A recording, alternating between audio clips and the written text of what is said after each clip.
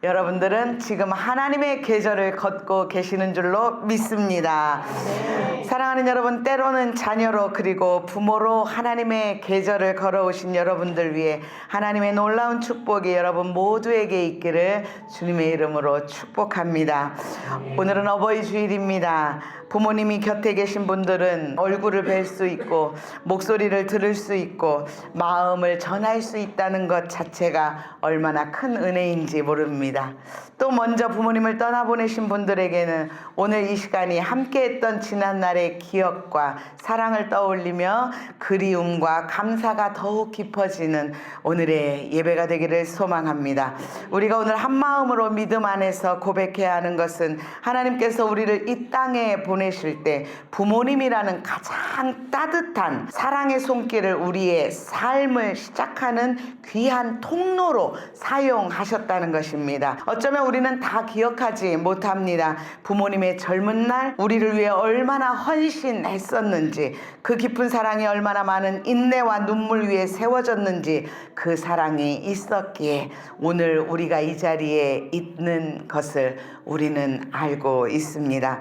오늘 우리 모두가 한 가지를 마음에 새기기를 원합니다. 나는 어떻게 여기까지 오게 되었는가? 우리는 그저 내 힘으로 걸어온 줄 알았지만 믿음의 눈으로 바라보니 우리의 인생길 밑에는 누군가의 눈물과 기도와 헌신이 융단처럼 깔려 있었다는 사실입니다. 오늘 이 예배가 그 사랑을 다시 기억하는 시간 되기를 바랍니다. 부모님의 사랑으로 감사를 돌아보고 누군가의 기도를 은혜로 깨닫고 이제는 우리 또한 다음 세대를 위해 기도의 길을 깔아주는 믿음의 사람들이 되기를 주님의 이름으로 축복합니다. 사랑하는 여러분, 계절은 참 신비롭습니다. 우리가 계절을 붙잡을 수는 없지만 계절은 어김없이 우리에게 찾아옵니다. 겨울이 아무리 길어도 봄은 오고 봄꽃이 아무리 아름다워도 여름은 찾아오며 뜨거운 여름이 지나면 열매 맺는 가을이 오고 가을의 풍성함 뒤에는 겨울이 찾아옵니다. 사람은 참 어리석어서 하나님이 이렇게 계절의 변화를 눈으로 보여주심에도 불구하고 인생의 계절을 내 마음대로 움직일 수 있다고 생각합니다. 내가 계획하면 봄이 올 것만 같고 내가 노력하면 가을의 추수가 듬뿍 있을 것 같고 빨리 맛볼 수 있을 것만 같습니다. 그리고 지금 내 곁에 주신 사람들과 이별하는 계절, 또 내가 이 세상과 이별하는 계절은 영영 오지 않을 것처럼 우리들 착각하고 살아갈 때가 참 많이 있습니다. 그러나 살아보면 알게 됩니다. 인생의 계절은 내 손 안에 있지 않다는 것을. 만남의 계절이 있고 이별의 계절이 있습니다. 받는 계절이 있고 돌려드리는 계절이 있습니다. 배우는 계절이 있고 책임을 져야 하는 계절이 있습니다. 품 안에 안기던 계절이 있고 이제는 누군가를 안아주어야 하는 계절이 있습니다. 사랑하는 성도 여러분, 오늘 우리는 하나님의 계절이라는 신비로운 섭리 앞에 우리는 서 있습니다. 우리는 쉽게 인생의 고난을 우연히 만난 소나기라고 여기고 형통함을 운 좋게 맞이한 맑은 날이라고 이야기합니다. 그러나 신앙의 눈으로 바라본 인생은 좋고 나쁜 날씨의 변화가 아니라 그것은 창조주의 세밀한 손길로 빚어낸 하나님의 계절입니다. 내가 내 두 발로 땅을 밟고 걸어온 줄 알았는데 사실은 우리도 모르는 사이에 누군가의 눈물과 헌신 위에서 우리가 자라났다는 사실입니다. 하나님의 계절에 따라 누군가의 기도 위를 걸어왔다는 사실을 우리 모두는 꼭 기억해야 합니다. 출애굽기 17장 11절에서 12절, 오늘 또 다른 본문 다 함께 읽겠습니다. 시작. 모세가 손을 들면 이스라엘이 이기고 손을 내밀면 아말렉이 이기더니 모세의 발이 피곤하매 그들이 돌을 쳐나가 모세 아래에 놓아 그가 그 위에 앉게하고 아론과 훌이 한 사람은 이쪽에서 한 사람은 저쪽에서 모세의 손을 붙들어 올렸더니 그 손이 해가 지도록 내려오지 아니한지라. 아멘. 이스라엘이 출애굽한 지 얼마 되지 않은 때입니다. 광야에서 갑자기 누구를 만나요? 아말렉을 만납니다. 여호수아는 사람들을 이끌고 골짜기 아래에서 싸우고 있었고 모세는 모세는 하나님의 지팡이를 들고 산꼭대기 골짜기에서 손을 들고 올라갑니다. 그런데 참 놀라운 일이 일어납니다. 모세가 손을 들면 이스라엘이 이기고 모세가 손이 내려지면 아말렉이 이기고 있습니다. 이 장면이 오늘 우리에게 무엇을 말씀하고 계실까요? 여기에서 손을 든다라는 것은 신학적으로 말하면 전적인 의존, 내 힘을 내려놓고 하나님의 통치를 인정하는 행위입니다. 모세는 그곳에 제단을 쌓고 여호와 니시라고 고백합니다. 이는 여호와는 나의 깃발이라는 뜻입니다. 승리의 깃발은 이스라엘의 힘이 아니라 하나님이심을 고백하는 것입니다. 사랑하는 여러분, 진짜 승리는 하나님을 향해 들려지는 손, 그 손에 있습니다. 곧 기도의 자리에서부터 시작되는 것입니다. 우리는 인생의 골짜기를 내가 이겨냈고 버텨냈다고 생각하기 쉽지만 적어도 믿음의 사람이라고 하면 우리가 여기까지 올 수 있었던 것은 단지 내가 열심히 싸워서만이 아니라는 것을 우리는 잘 압니다. 내가 강해서도 아니고 내가 잘 버텨서도 아닙니다. 내가 잘나서 내가 똑똑해서도 아닙니다. 누군가 산 위에서 손을 들고 있었기 때문입니다. 누군가 나를 위해 하나님 앞에 엎드려 있었기 때문입니다. 누군가 내 이름을 부르며 눈물로 기도하고 있었기 때문입니다. 또 기억할 것은 모세도 지쳤다는 사실입니다.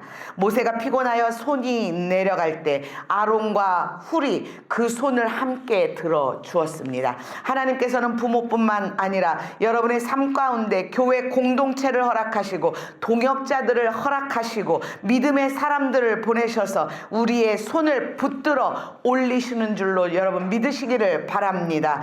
모세의 손이 들려 있을 때 이스라엘이 승리했던 것처럼 우리의 인생에도 보이지 않는 기도의 손들이 있었습니다. 부모님의 기도가 있었습니다. 할머니, 할아버지의 기도가 있었습니다. 교회의 기도가 있었습니다. 믿음의 선배들의 기도가 있었습니다. 그리고 지금도 나를 위해 기도하는 동역자들이 있습니다.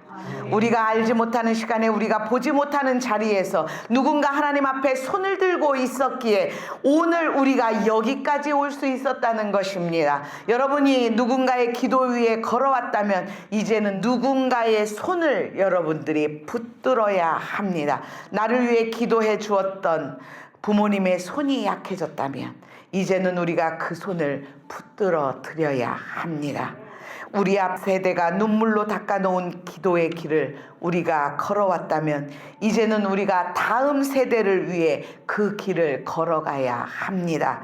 여러분 인생에서 평안한 봄날이 있었습니까? 승리의 기쁨이 있었습니까? 그렇다면 기억하십시오.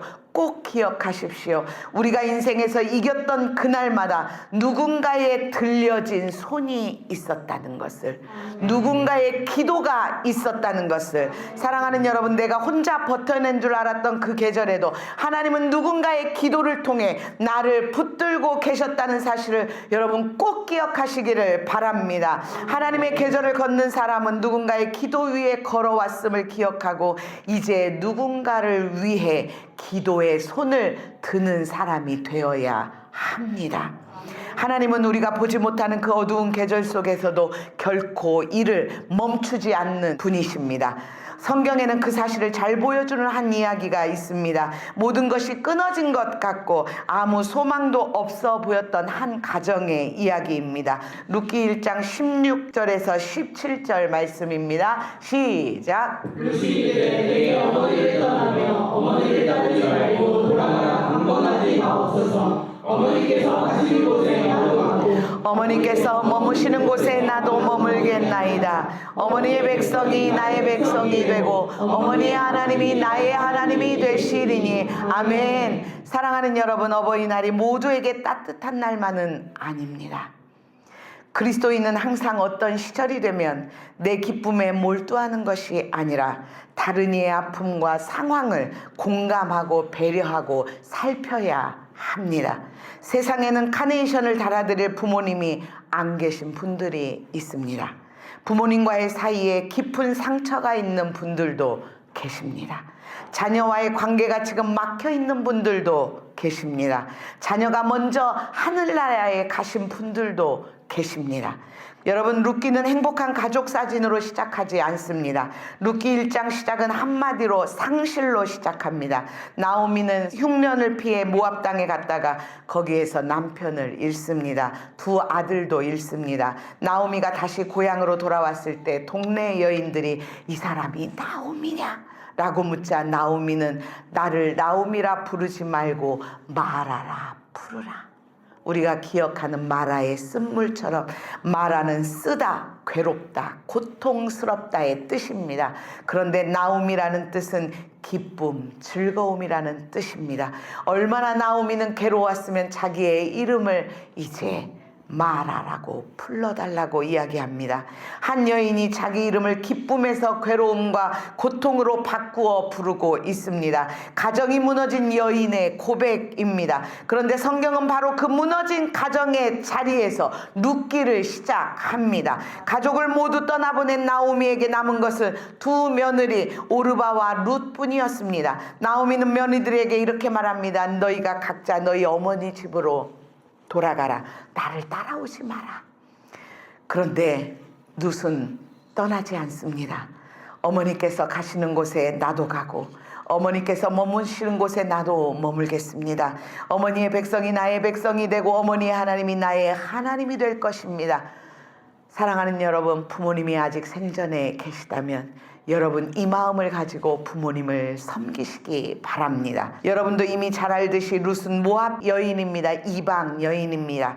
친정으로 돌아가도 됩니다. 새 인생을 시작해도 됩니다. 그러나 룻은 자기 미래 더 안정된 길이 아니라 늙은 어머니의 하나님을 선택합니다. 신학적으로 이 사랑을 우리는 헤세드라고 이야기를 합니다. 헤세드는 끊어질 수 있는 관계 속에서 끊지 않기로 결단하는 언약적인 사랑입니다. 끊어지지 않는 하나님의 신실한 사랑, 떠나도 되는데 떠나지 않는 사랑, 손해볼 수 있는 자리에서 끝까지 함께 걷는 사랑, 그것이 헤세드입니다.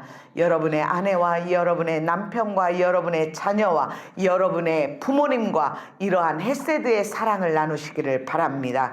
룻은 나오미 곁에 남아 그의 슬픔을 함께 짊어지고 그의 외로움을 함께 머물기로 결단합니다. 그런데 성경은 이 룻의 사랑의 결단, 헤세드의 결단을 통해 놀라운 하나님의 길이 열리는 것을 보여줍니다. 여러분, 룻기 4장에 가면 룻이 보아스를 만나 결혼하고 그 사이에 아들 오벳을 낳습니다. 오벳은 누구의 아버지가 될까요? 이새의 아버지가 됩니다. 그럼 이새는 누구의 아버지일까요? 다윗의 아버지입니다. 그러니까 다윗의 할머니가 누구입니까? 룻입니다. 하나님은 이방 여인을 왕족으로 바꾸셨습니다. 하나님의 길을 따라갔을 때에. 그리고 마태복음 1장에 가면 누가 등장합니까? 예수 그리스도. 상처 입고 무너진 가정의 한복판에서 어머니 하나님을 나의 하나님을 고백하며 그 혹독한 계절을 믿음으로 살아내기로 결단한 그 여인에게 하나님이 어떤 계절을 허락하셨는지 여러분은 말씀을 통해서 보셔야 합니다. 무너진 가정의 며느리였던 한 이방의 여인이 예수 그리스도의 족보 안으로 들어갔습니다. 사랑하는 여러분, 하나님은 봄 같은 인생만 사랑하시는 분이 아닙니다. 겨울 같은 인생에도 길을 내시는 분이십니다. 하나님은 완벽한 가족 사진만 좋아하시는 분이 아니십니다. 무너졌던 가정도, 상처 입은 가정도 하나님의 사랑으로 다시 세우십니다. 저는 오늘 이 자리에서 함부로 모든 것이 다 회복됩니다라고 여러분에게 말씀드릴 수 없습니다. 어떤 상처는 평생 품고 가야 할 수도 있습니다. 어떤 관계는 이 땅에서 다 풀리지 않을지도 모릅니다. 그러나 한 가지는 분명합니다. 가정의 상처가 인생의 괴로움의 끝이 아니라는 사실, 오늘의 내 관계의 아픔이 내 인생의 끝이 아니라는 사실, 우리는 끝났다고 말할 수 있지만 하나님은 아직 아니다. 아직 아니다. 내가 너를 위하여 준비한 그 아름다운 예수 그리스도의 족보가 있다.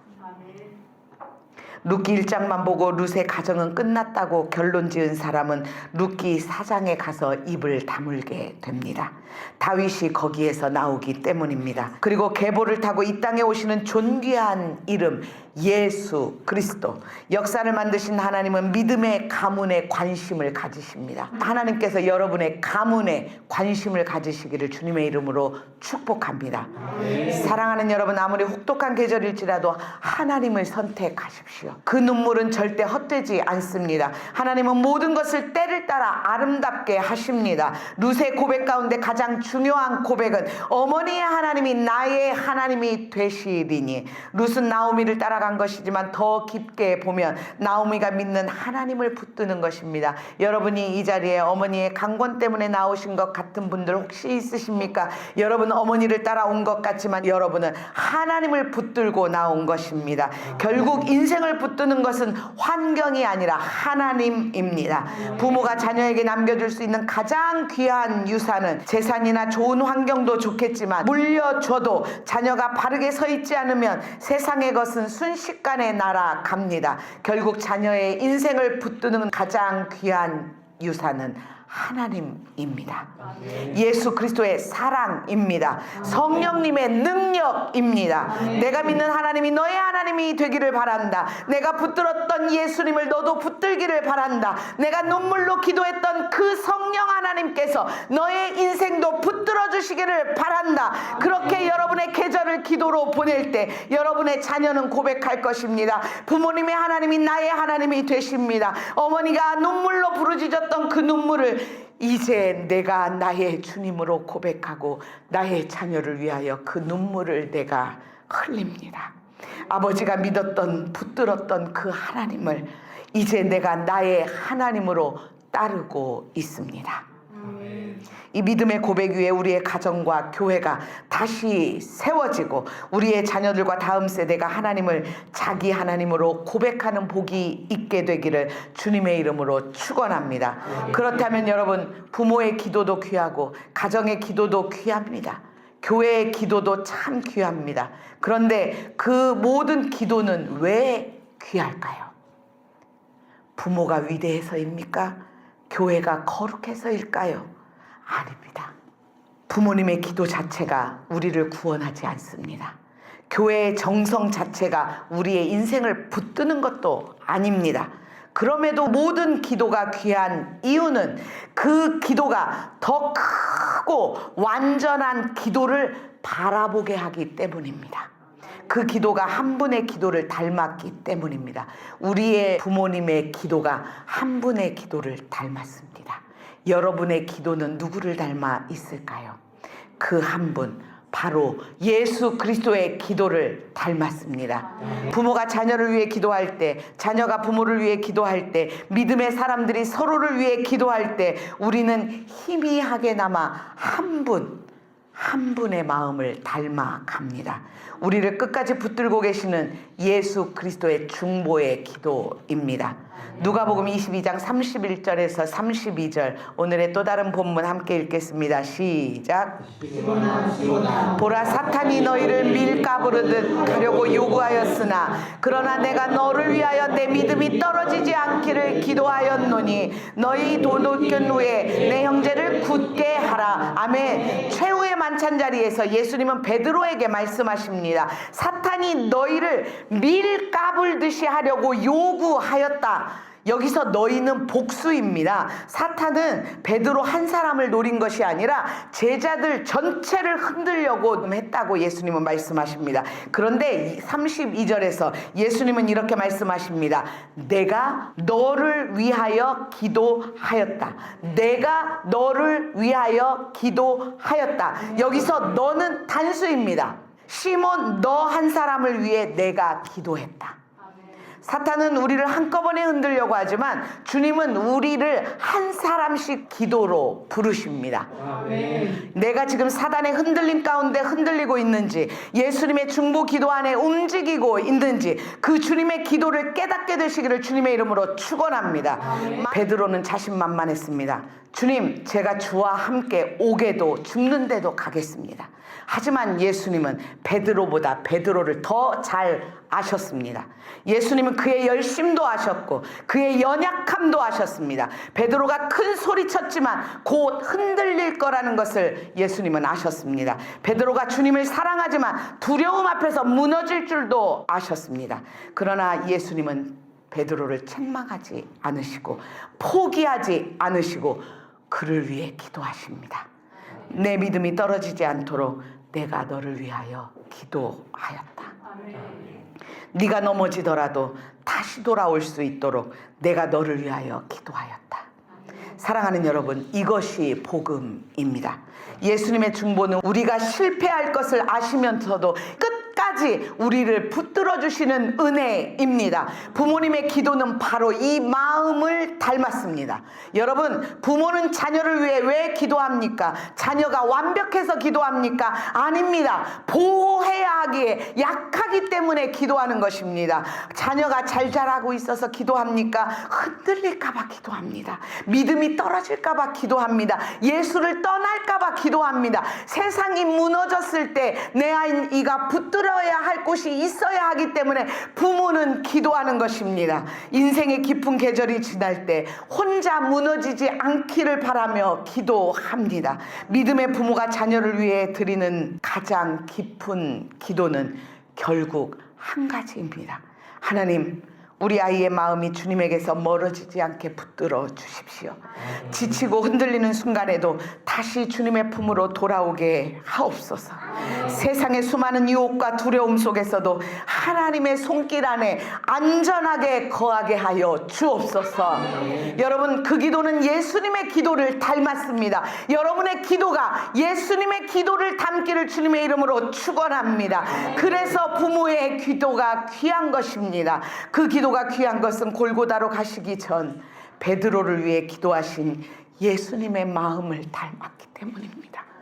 여러분의 기도가 예수님을 닮은, 여러분의 자녀를 위하여 예수님을 닮은 기도를 하십시오. 여러분의 교우들을 위하여 예수님을 닮은 기도를 하십시오. 여러분의 부모님을 위하여 예수님을 닮은 기도를 하십시오.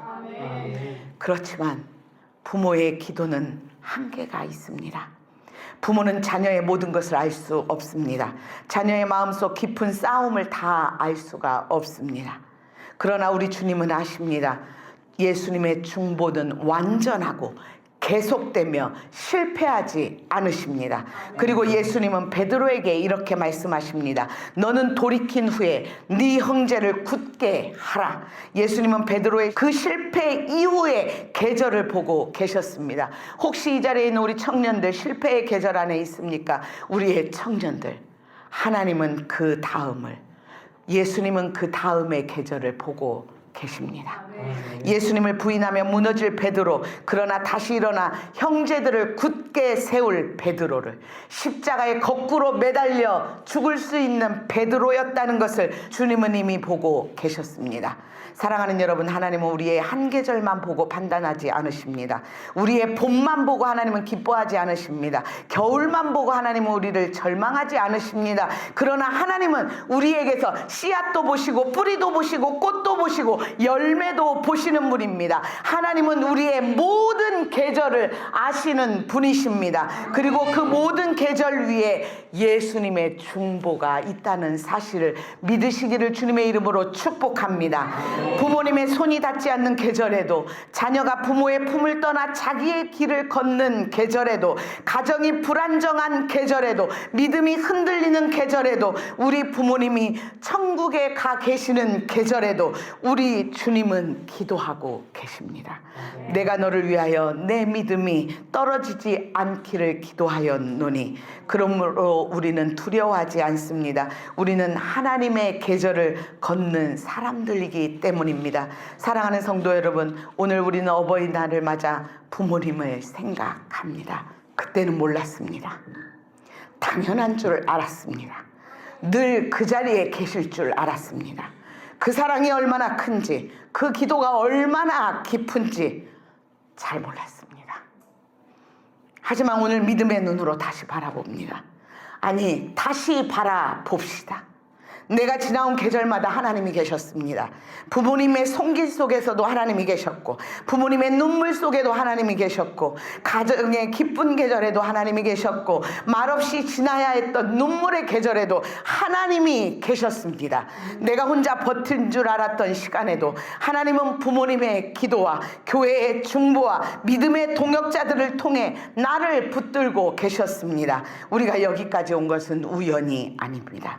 우리는 하나님의 계절을 걸어온 사람들입니다. 사랑하는 여러분, 세상의 모든 것들은 변합니다. 사람도 변합니다. 우리의 손에 영원히 붙잡아 둘 수 있는 것은 많지 않습니다. 그러나 하나님은 변하지 않으십니다. 하나님의 사랑은 계절을 타지 않습니다. 예수님의 중보는 멈추지 않습니다. 오늘의 봄 같은 계절인 분도 있고 겨울처럼 느껴지는 분도 있을 것입니다. 그러나 어떤 계절에 여러분들이 서 있든 꼭 기억하십시오. 하나님은 모든 것을 때를 따라 아름답게 하시는 분이십니다. 이 아름다움이 우리가 원하는 모양과 다를 수 있지만 하나님의 손 안에는 결코 헛되지 않다는 것을, 그러므로 사랑하는 여러분, 감사를 미루지 마십시오. 사랑한다고 말할 수 있을 때 사랑한다고 말하십시오. 회개의 기회가 있을 때 회개하십시오. 기도할 수 있을 때 예수님을 닮은 기도를 하십시오. 예배의 자리가 허락되어질 때 여러분 예배하십시오. 예배의 자리가 허락되어질 때 전심을 다해 예배하는 인생의 계절을 맞이하십시오. 그리고 누군가의 계절을 위해 기도에 손을 드는 사람이 되십시오. 자녀를 위해, 부모님을 위해, 가정을 위해, 다음 세대를 위해, 아픈 이들을 위해, 믿음이 흔들리는 이웃들을 위해 기도의 손을 드는 결단이 있는 여러분의 인생 되기를 주님의 이름으로 축복합니다. 사랑하는 여러분, 우리가 이 모든 결단을 할 수 있었던 이유는 우리가 의로워서가 아닙니다. 베드로처럼 흔들리고 무너질 수밖에 없는 우리를 위해 지금 이 순간에도 하늘 보좌 우편에서 그 예수님이 나를 위하여 기도하고 계시기 때문입니다. 내가 너를 위하여 기도하였노니. 예수님의 중보가 우리의 계절을 붙들고 계십니다. 이 음성을 붙들고 우리가 누군가의 손을 붙들어 올리는 사람으로 살아가시는 한 주가 되기를 주님의 이름으로 간절히 축원합니다. 아멘. 찬양팀 나오시고 함께 찬양하겠습니다.